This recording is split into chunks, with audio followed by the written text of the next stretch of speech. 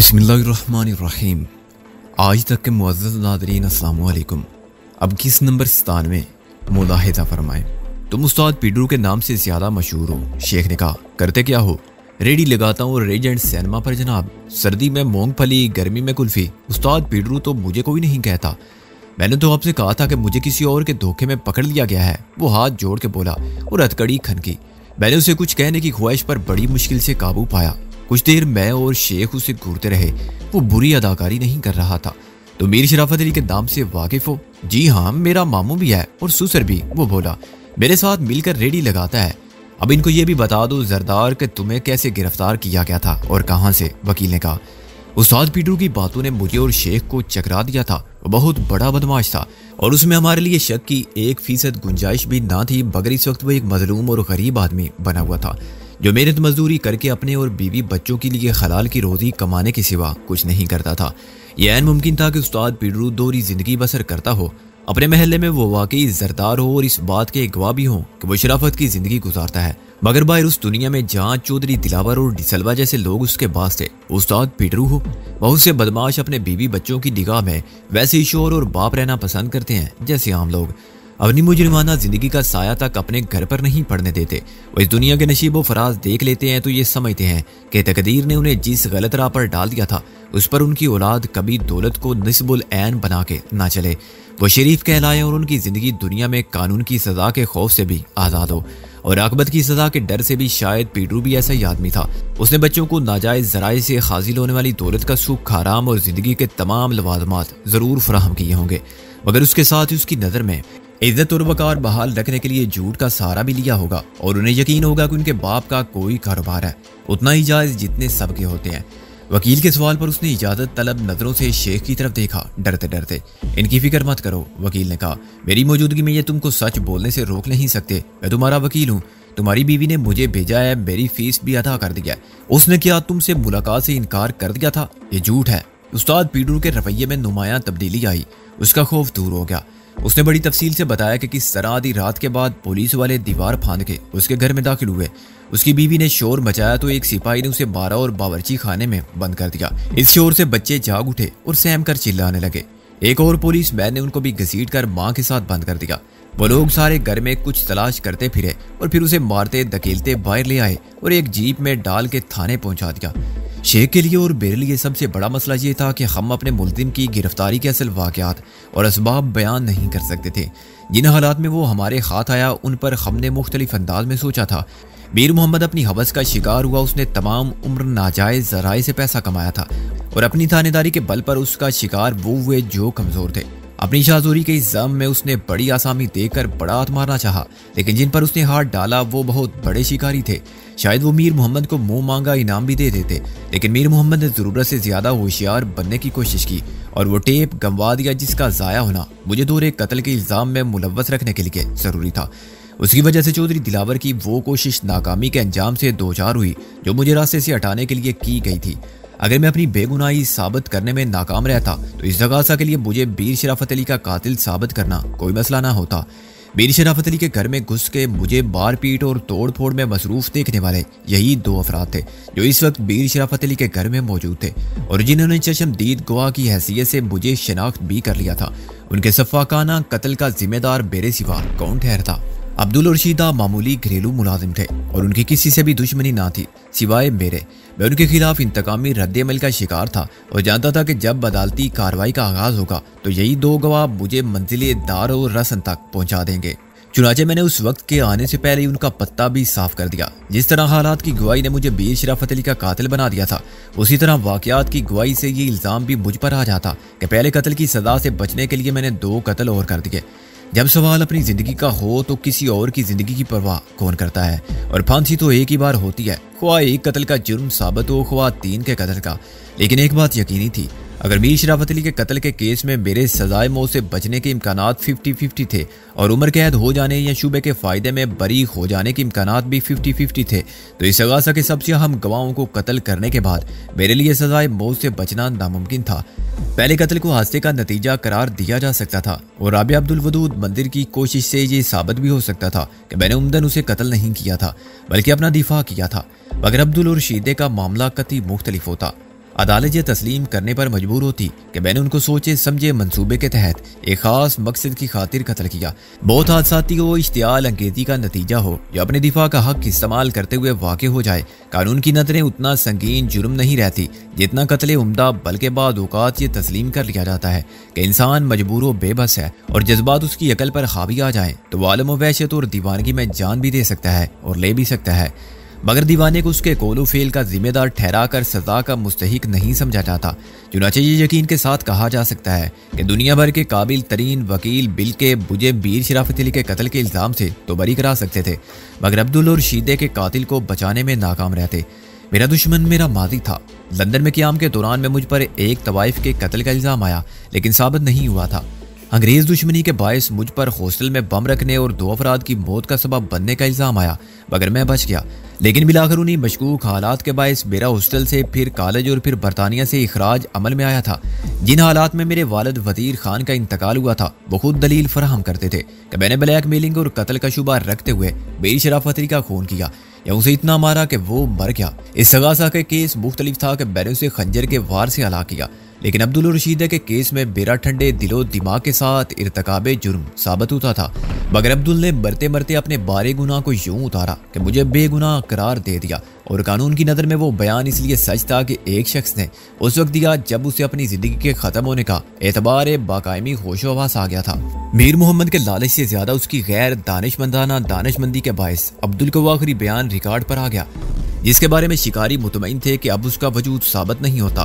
اس بیان کو ایک محرر نے لکھا تھا، مگر اس پر عبدل کے دستخط تھے۔ صرف تحریر محرر کے ہاتھ کی تھی، جسے عدالت کے ریکارڈ پر رکھنے سے کوئی خاص فائدہ حاصل نہیں ہوتا، کیونکہ میر محمد کے دباؤ میں چودھری دلاور اینڈ کمپنی کی طرف سے دھمکی یا فراغ دلانہ پیشکش کے بعد وہ کہہ سکتا تھا کہ ٹیپ کا کوئی وجود نہیں، اور اس نے اپنے ہاتھ سے وہی لکھا تھا جو ایسی شیخ صاحب نے بولا تھا، مگر اب ٹیپ نہ ہمارے پاس تھا اور نہ ہمارے دشمنوں کے پاس، بلکہ ایک طرح سے پبلک پراپرٹی ہو گیا تھا۔ مجھے یقین تھا کہ مرنے سے پہلے میر محمد کی بیوی نے تشدد کرنے والوں کو دھمکی ضرور دی ہوگی کہ اس سے کچھ حاصل نہیں ہوگا، اور وہ ٹیپ اخبار والوں کو پہنچ چکا ہے۔ شاید اس با ہمت اور چالاک عورت نے یہ بھی کہا ہو کہ اب بیان ہی اخبار میں نہیں آئے گا، بچوں کی تصویر اور ان کا بیان کردہ مجرموں کا حلیہ بھی شائع ہو جائیں گے، اور کچھ بعید نہیں کہ اس نے جان بچانے کی خاطر ہر قابل یقین اور ناقابل یقین جھوٹ کا سہارا لیا ہو، اور یہ بھی کہہ دیا ہو کہ بچے مجرموں کی تصویر بھی لے کر گئے تھے۔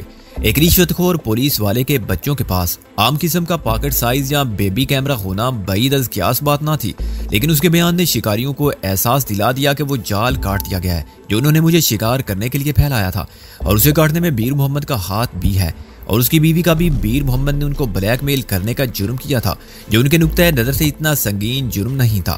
پیسہ ان کے لیے غیر اہم تھا۔ زیادہ سنگین جرم یہ تھا کہ میر محمد نے اس ٹیپ کی نقل بنا کے کہیں اور رکھوائی، اور اس کی بیوی نے ناکامی کے تابوت میں آخری کیل ٹھونکتے ہوئے وہ ٹیپ اخبار والوں کو پہنچا دیا۔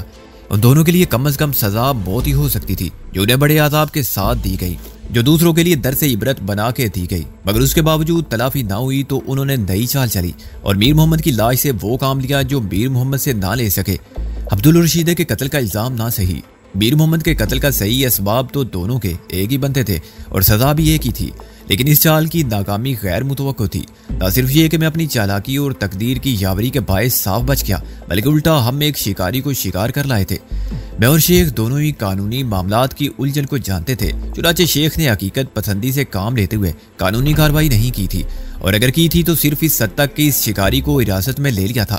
اس وقت ہم دونوں کے ذہن میں وہ سب غیر قانونی حربے تھے جو دشمن ہمارے خلاف استعمال کر رہا تھا یا کر سکتا تھا۔ حقیقت یہ ہے کہ ہم نے ایک قانون شکن دشمن کو ذہن میں رکھا اور یہ سوچا کہ اب وہ اپنے ساتھی کی رہائی کے لیے یا اس کی زبان کھلنے سے پہلے ہمیشہ کے لیے بند کرنے کی خاطر کیا قدم اٹھائیں گے۔ ہم نے تمام امکانات پر غور کر لیا سوائے قانونی امکانات کے۔ یہ خیال مجھے بھی نہیں آیا تھا کہ استاد پیڈرو کی رہائی کے لیے ایک وکیل آدم کے کا جو قانون کے حوالے سے الزامات کی دوئیت اور شیخ کے اختیارات کو چیلنج کر دے گا۔ ابھی تو شیخ نے تفتیش کا آغاز بھی نہیں کیا تھا اور پیڈرو سے کچھ بھی نہیں پوچھا تھا۔ اب اچانک صورتحال مزید پیچیدہ ہو گئی تھی، جسے ہم بہت بڑے مجرموں کا سب سے اہم آدمی سمجھ کے اٹھا لائے تھے۔ وہ خود کو ایک غریب مونگ پھلی بیچنے والا ثابت کر رہا تھا اور الٹا الزام عائد کر رہا تھا کہ اسے کسی جرم کے بغیر گھر کے اندر گھس کر اٹھا لیا گیا ہے۔ آپ کی زبان کو تالا کیوں لگ گیا تھانے دار صاحب؟ وکیل نے تن سے کہا۔ کس سوچ میں پڑ گئے آپ؟ میں یہ سوچ رہا تھا وکیل صاحب کہ سچ صرف ایک ہو سکتا ہے، شیخ نے کہا۔ یہ ناممکن ہے کہ جھوٹ بیک وقت جھوٹ بھی ہو اور سچ بھی۔ کیا آپ اتفاق کرتے ہیں میری بات سے؟ یہ ایک منطقی اور فلسفیانہ نکتہ ہے جس سے ہر معقول آدمی اتفاق کرے گا۔ پھر آپ مجھے بتائیے کہ ہر شخص اتنے بڑے جھوٹ کو سچ کیسے ثابت کرے گا؟ شیخ نے کہا یہ کام میرا ہے، ثبوت میں عدالت کے سامنے پیش کروں گا۔ وکیل نے کہا اب آپ مجھے یہ بتائیں کہ معاملے کو ختم کریں گے؟ ختم کرنے سے آپ کی کیا مراد ہے؟ شیخ نے اس کی بات کاٹ کر کہا اس شخص پر کوئی الزام نہیں، آپ اسے میرے ساتھ کر دیں۔ پولیس زیادتی بھی کرتی ہے، خصوصاً ایسے غریبوں کے ساتھ، مگر ایسی چھوٹی چھوٹی باتوں پر مقدمے بازی میں وقت ضائع ہوتا ہے۔ وکیل نے مسالت کے موڈ میں کہا یہ غریب شخص کہاں رہتا ہے؟ شیخ نے کہا بقول آپ کے جان سے میں نے اس کو بازور بازو اٹھایا۔ بزنگ میں جام مچھلی بیچنے والوں کی دکانیں ہیں، اس کے پیچھے ایک گلی میں۔ وکیل نے کہا اور آپ کو یقین ہے کہ وہاں چشمدید گواہ موجود ہوں گے جو مجھے بھی پہچان لیں گے؟ اس کے بیوی بچے محلے دار؟ یس، اور ان سب کی گواہی سے آپ خود مجرم بن جائیں گے۔ وکیل نے کہا آل رائٹ وکیل صاحب۔ شیخ نے فیصلہ کن لہجے میں کہا مقابلہ اگر جھوٹے گواہوں کو عدالت میں پیش کرنے کا ہے تو میں یہ چیلنج قبول کرتا ہوں۔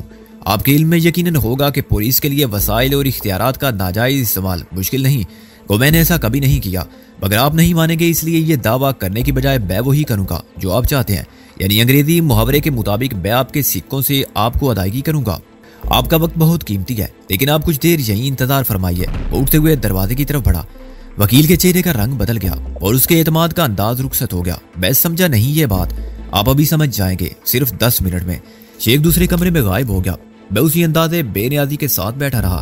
استاد پیٹرو کے لبوں پر ایک تحقیر امیز مسکراہٹ تھی۔ وکیل بظاہر بے تعلق بیٹھا تھا، مگر ایک بار مجھے بے غرض کر کے خاموش کر دینے کے بعد بھی وہ خود کو فاتح تصور کرنے لگا تھا۔ تاہم اس کی صورت پر اب الجھن کے آثار پیدا ہو گئے تھے۔ پہلے اسے یقین تھا کہ وہ شیخ کو دبانے میں کامیاب ہو گیا ہے، لیکن شیخ کے رویے کی تبدیلی اور اس کی آخری بات کے واضح نہ ہونے سے اس کا یقین برقرار نہ رہا تھا۔ خود میں اندازہ کرنے سے قاصر تھا کہ شیخ کیا کرنا چاہتا ہے۔ 10 منٹ کی بجائے 15 منٹ گزر گئے، لیکن شیخ لوٹ کر نہ آیا۔ اسی دوران میں وکیل نے کم از کم 15 مرتبہ گھڑی دیکھی اور اپنی متانت قائم رکھتے ہوئے غریب مونگ پھلی والے کو تسلی بھی دی کہ وہ فکر نہ کرے، سب ٹھیک ہو جائے گا۔ اس کی گفتگو کے انداز میں اجنبیت بھی تھی، جیسے کہ وہ پہلی بار اپنے موکل سے ملا ہو، اور اپنائیت بھی تھی، کیونکہ اب بہرحال ان کے درمیان ایک رشتہ قائم ہو چکا تھا۔ اگرچہ وہ نوعیت کے اعتبار سے کاروباری تھا، حقیقت کیا ہے یہ سب ہم جانتے تھے۔ میں جانتا تھا کہ میری نظر اور عقل نے دھوکہ نہیں کھایا۔ استاد پیٹرو جانتا تھا کہ وکیل کو بیچنے والے کون ہیں، اور وکیل جانتا تھا کہ اسے کیا کرنا ہے اور کیا نہیں کرنا ہے۔ وہ جانتا تھا کہ کامیابی کی صورت میں اس کا معاوضہ کتنا ہوگا، وہ یقیناً مجھے بھی جانتا ہوگا۔ استاد پیٹرو جیسے خطرناک مجرم کو سب کی آنکھوں میں دھول جھونک کے غریب مونگ پھلی والا ثابت کرنے کے انتظامات کر لیے گئے تھے، اور بڑی ٹھوس بنیادوں پر کون کہتا ہے اس 20ویں صدی میں کہ جھوٹ کی کھیتی سدا پھلتی نہیں اور ناؤ کاغذ کی سدا چلتی نہیں۔ یہ بھی کاغذ ہی کی ناؤ تھی جسے ایسے ہی وکیل اور ایسے ہی مجرموں کے مفاد و اشتراک سے باہمی قوت چلا رہی تھی، اور وہ انصاف جس کا بول بالا ہوتا ہے اس ناؤ کے سامنے ڈوب رہا تھا۔ سوری وکیل صاحب، شیخ نے اچانک اندر آ کر کہا، آپ کو کچھ انتظار کی زحمت اٹھانا پڑی۔ وہ اپنے ساتھ روزنامچہ لے کر آیا تھا۔ اسی وقت ایک سپاہی چائے لے کر اندر آیا۔ آپ کو کم از کم یہ شکایت تو داؤ کے تھانے میں کوئی اخلاق سے بات نہیں کرتا اور اس نے سلوک سے پیش نہیں آتا۔ وکیل نے بادلے نخواستہ چائے کا کپ لے لیا۔ آپ تشریف کہاں لے گئے تھے؟ میں دراصل روزنامچہ لینے گیا تھا، شیخ نے شگفتہ لہجے میں کہا۔ محرر غائب ہے، چنانچہ آج کل سب کام ایسے ہی چل رہا ہے، بعض اوقات تو رپورٹ بھی خود لکھنی پڑتی ہے اپنے ہاتھ سے۔ اس نے چائے کا ایک گھونٹ لیا اور میری طرف دیکھا۔ چائے کا ایک کپ میرے سامنے بھی رکھ دیا گیا، صرف استاد پیٹرو کو نظر انداز کیا گیا۔ چائے نہیں تو ایک سگریٹ ہی مل جائے تھانے دار صاحب، استاد پیٹرو نے مسکینی سے کہا۔ اچھا، شیخ نے کہا، اور ایک سپاہی کو طلب کیا کہ ملزم کی ہتھکڑی کو ایک ہاتھ تک محدود کر دیا جائے۔ استاد پیٹرو نے میز پر رکھے ہوئے سگریٹ کے پیکٹ کی طرف ہاتھ بڑھایا، مگر وکیل زیادہ الرٹ ثابت ہوا۔ اس نے پیکٹ میں سے ایک سگریٹ اٹھائی اور میز پر سے باچس اٹھا کے اپنے موکل کی مدد کی، جس کے لیے یہ سب کام ایک ہاتھ سے تو ممکن تھے لیکن آسان نہ تھے۔ وکیل صاحب، ایسا ہی شیخ نے روزنامچے پر نظر رکھتے ہوئے کہا، ہمارے ریکارڈ میں ملزم کا نام استاد پیٹرو ہے، کوئی زرداد غلطی سے پکڑا گیا ہوگا تو چھوڑ بھی دیا گیا ہوگا۔ روزنامچے کے اندراجات کے مطابق تو ملزم کو آج سا پیر گرفتار کیا گیا۔ یہ جھوٹ ہے۔ وکیل یک لخت پھٹ پڑا، کون الو کا پٹھا کہتا ہے؟ پلیز منہ بند رکھیے۔ شیخ نے میز پر دھڑ سے ہاتھ مارا۔ اگر آپ نے پھر گالی دی تو نتائج کے خود ذمہ دار ہوں گے آپ، وکیل صاحب، اور آپ اچھی طرح جانتے ہوں گے کہ تھانے میں کیا سڑک پر بھی آپ کسی کو گالی دے کر اشتعال انگیزی کے مرتکب ہوتے ہیں۔ میں آپ کو وہ بتا رہا ہوں جو روزنامچے میں لکھا ہوا ہے۔ اپنے دلائل عدالت میں دیجیے گا کہ کل صبح ہم ملزم کو مجسٹریٹ کے سامنے پیش کریں گے اور 14 دن کے لیے اس کا جسمانی ریمانڈ حاصل کر لیں گے۔ جب تک تفتیش مکمل نہ ہو چالان پیش کرنے کا کوئی سوال نہیں ہے۔ उसने फिर रोजनामचे को देखा। इसमें लिखा है कि मुलजिम मशकूक हालत में थाने के करीब घूमता हुआ पाया गया। एक संतरी के रोकने पर इसने भागने की कोशिश की, लेकिन इसे पकड़ लिया गया। इसके कब्जे से चरस, बड़े सिगरेटों का एक पैकेट और एक बगैर लाइसेंस का रिवॉल्वर दस्तयाब हुआ। ये इंदराज तुमने अभी अंदर जाके किया है, वकील मुश्तइल होकर बोला। चरस, बड़े सिगरेट और ऐसे रिवॉल्वर तो तुम लोग अपने पास रखते हो कि मैंने कहा है किसी अदालत मत समझिए। शेख ने उसकी बात काट दी। आप और आपका मुवक्किल दोनों परले दर्जे के झूठे आदमी हैं और इसका सबूत ये इंदराज है जो 6 घंटे पहले का है। इस पर 4:10 का वक्त लिखा हुआ है। मेरी ड्यूटी 8 बजे शुरू हुई है। उस वक्त हशमत खान ड्यूटी पर था, मगर इंदराज उसके हाथ का नहीं, आप देख सकते हैं। ये मेरे हाथ की तहरीर भी नहीं है, इसलिए ये मत कहिए कि मैं अभी अंदर इसी काम से गया था। वकील ने रोजनामचा लिखा। मैं जानता हूँ थानेदार साहब कि तुमने अभी अभी अपने किसी मातहत से ये सब कुछ लिखवाया है। इससे पहले चोरी की रिपोर्ट 4 बजे लिखी गई थी। तुमने अगला इंदराज 10 मिनट का वक्फा देकर दिखाया है। अब तुम अपने वो सब गवाह अदालत में लेकर आना जिन्होंने देखा था कि मैंने पुलिस की दफरी के साथ इस गरीब मूंगफली वाले को इसके घर में घुसकर गिरफ्तार किया, इसके बीवी बच्चों को मारा और तोड़ फोड़ की। मैं तो खैर इस्तीफा दे ही चुका हूँ। तुम हशमत खान को तलब करके जीरा करना, क्योंकि ये इंदराज उसी की ड्यूटी के टाइम में हुआ है। उसकी जवाबदेही मेरा काम नहीं। हाँ, तुम्हारे इल्जाम के जवाब में अपना दिफा मैं खुद करूंगा या मेरा कोई वकील होगा। उसने रोजनामचा बंद करके घंटी बजाई। मुलजिम को हथकड़ी लगाओ और ले जाओ, उसने एक सिपाही के अंदर आते ही कहा। वकील के माथे पर हर शिकन गहरी हो गई। इसका मतलब है खैर उसने बात अधूरी छोड़ी और सिगरेट का पैकेट उठा के उस्ताद पीडरू को दूसरी सिगरेट दी। मैं समझ लूंगा तुमसे शेख जी, वो पीडरू की सिगरेट जलाने के बाद पैकेट और बाचस जेब में रखते हुए बोला। मुंह बंद रखो एंड गेट आउट, शेख ने कहा, इससे पहले कि मेरी कुव्वत बर्दाश्त जवाब दे जाए। वकील ने अपना ब्रीफ केस उठाया और एहतजाजन वॉक आउट कर गया। सिपाही ने उस्ताद पीडरू के दोनों हाथों को फिर हथकड़ी में जकड़ दिया और उसे अपने हमरा ले गया। 10 बस्ता होने के बावजूद पीडरू ने सिगरेट तो नहीं छोड़ी। उसके लबों पर वही ज़ेरे लब फातिहाना मुस्कुराहट रही जो साफ हमारा मजाक उड़ाती हुई महसूस होती थी, मगर ज़बान से उसने कुछ नहीं कहा। ला हौला वला कुव्वता इल्ला बिल्लाह। शेख ने वकील के जाते ही गहरी सांस लेकर कहा, ये तो मेरे गले पड़ गया था, मगर तुमने अच्छा सलूक किया उसके साथ। मैंने कहा, यार अब क्या करें, मजबूर हो जाते हैं पुलिस के हथकंडे इस्तेमाल करने पर। शराफत और रसूल परस्ती से काम लेता तो जाते जाते ये इल्जाम भी सर आ जाता। वो अफसोस से सारी ला के बोला, और मियाँ सिकंदर आजम, मुझे कतई शुबा ना था कि मुजरिम निकल जाता मुझे मुजरिम बना के। इंदराज किसने किया? मैंने कहा, हशमत खान इसके पीछे पड़ जाएगा, उसी सिपाही ने जो पीडरू को लेकर गया है। शेख ने कहा, उसकी और हशमत खान की पुरानी दुश्मनी चल रही है, पहले से लगती है, शायद किसी बेईमानी के सौदे में बेईमानी पर। ये चक्कर तुम्हारी समझ में आया? मैंने कहा, उस्ताद पीडरू का दूसरा ये चक्कर तुम्हारी समझ में आया? मैंने कहा, उस्ताद पीडरू का डबल रोल, क्या ये हो सकता है कि ये पीडरू से मिलती जुलती शक्ल का कोई आदमी हो? फिल्मी फार्मूले के मुताबिक जुड़वा भाई हो या बेकअप से, इससे पहले कि मेरी बात पूरी होती हवालात की तरफ से हंगामे की आवाज आई।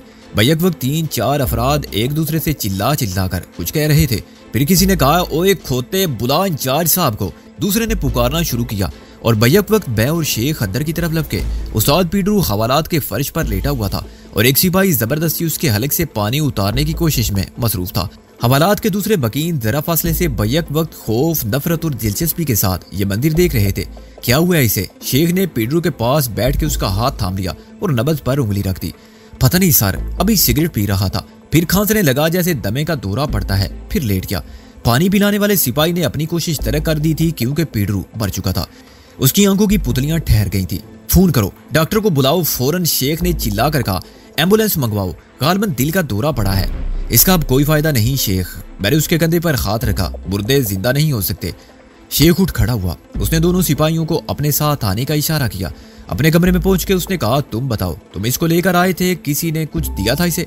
उसने हवालात में बंद दूसरे लोगों के हवाले से कहा, नहीं सर। सिपाही ने डरते डरते जवाब दिया, अभी तो मैं इसको छोड़ के हवालात से निकला भी नहीं था, बस उधर ले जाके बिठाया था। खाना इसने खाया था, इनमें से तो कोई करीब नहीं आया। मुलजिम के सर, उसने हवालात की जानिब खास से इशारा किया। बस वही सिगरेट के सूटे लगा रहा था। सिगरेट? कहाँ है वो सिगरेट? शेख ने चिल्लाकर उसकी बात काट दी। यहाँ लाओ तलाश करके। 5 मिनट के अंदर अंदर वो सिगरेट का निस्फ से ज्यादा भीगा हुआ टुकड़ा शेख के सामने रख दिया गया। इस टुकड़े को किसी कागज पर उठा लो, उसने हुक्म दिया। सिकंदर, तुमने देखा था ना, उस वकील ने ये सिगरेट दी थी उसे। हाँ, लेकिन मेरी गवाही से कुछ साबित नहीं होता, मैंने तरद्दुद से कहा। इसके अलावा क्या वकील ने अपना नाम बताया था? हाँ, उसने कहा था कि मैं खादिम हुसैन बार एट लॉ हूँ। शेख ने मायूसी से कहा, اگر یہ اس کا نام نہ ہوا تو مایوس ہونے کی ضرورت نہیں۔ میں نے کہا ممکن ہے سگریٹ میں کچھ نہ ہو، اس کا ہارٹ فیل ہو گیا ہو۔ شیخ نے نفی میں سر ہلایا۔ وہ جال ساز ہاتھ دکھا گیا سکندر۔ مجھے اس کو یہ رعایت نہیں دینا چاہیے تھی کہ حوالاتی کو سگریٹ پیش کرے۔ وہ پیکٹ بھی اپنے ساتھ لے گیا۔ جاؤ لاش کو حوالہ سے ہٹا دو، اس نے دونوں سپاہیوں سے کہا۔ میں اور تم جو سگریٹ پیتے ہیں، میں نے کہا وہ کیپسٹن ہے، مگر وکیل نے اسے کیٹو دی تھی۔ یہ بھی کیپسٹن ہے سکندر بخت، شیخ نے کہا، جو کیٹو کی ڈبیا میں اس لیے رکھا گیا تھا اس وقت کے لیے جب ملزم کو چھڑا کے ساتھ لے جانے کی کوئی صورت نہ رہے۔ آؤ ذرا لاش کو دیکھیں۔ لاش اب ایک کمرے میں چارپائی پر رکھ دی گئی تھی۔ جب اس نے سگریٹ ماچس جیب میں رکھے تھے تو میں حیران ہوا تھا۔ تم جانتے ہو کہ عموماً وکیل اتنے کم قیمت سگریٹ نہیں پیتے، اور خود اس نے تو سگریٹ پی ہی نہیں۔ میں نے اس کے ساتھ کمرے میں داخل ہوتے ہوئے کہا، وہ ڈبیا اس نے میز پر کب رکھی تھی؟ شیخ نے چارپائی پر پڑے ہوئے پیڈو کو دیکھا۔ میں نے اسے کچھ رکھتے ہوئے نہیں دیکھا تھا، وہ ڈبیا پہلے سے میز پر رکھی ہوئی تھی۔ میں سمجھا ہوگی کسی کی، میں نے کہا کسی سپاہی کی۔ اب کچھ نہیں ہو سکتا دوست، مرنے والا مر گیا، بلکہ مار دیا گیا، شیخ نے اٹھتے ہوئے کہا۔ اب تو صرف پوسٹ مارٹم ہوگا، اس کی رپورٹ میں کچھ بھی لکھا جائے یہ کہ سگریٹ میں سائنائڈ تھا یا ملزم کا ہارٹ فیل ہو گیا تھا۔ کل کے اخبارات کی سرخی یہی ہوگی کہ زیر تفتیش ملزم کی حوالات میں پراسرار ہلاکت۔ شیخ یہ کیا ہو رہا ہے؟ میں نے اس کی توجہ مرنے والے کے چہرے کی طرف مبذول کرائی۔ جب پیڈرو بے ہوش ہوا تھا تو اسے ہوش میں لانے کی کوشش کرنے والوں نے اس کے منہ پر پانی ڈالا تھا۔ جو پانی اسے پلانے کی کوشش کی گئی تھی وہ بھی منہ پر بہہ گیا تھا، اور جہاں پر پانی جذب ہوا تھا وہاں سے اس کی کھال اترنے لگی تھی، لیکن کھال تو اتنی جلدی تیزاب سے بھی نہیں اترتی۔ شیخ نے اسے انگلی سے چھو کر دیکھا۔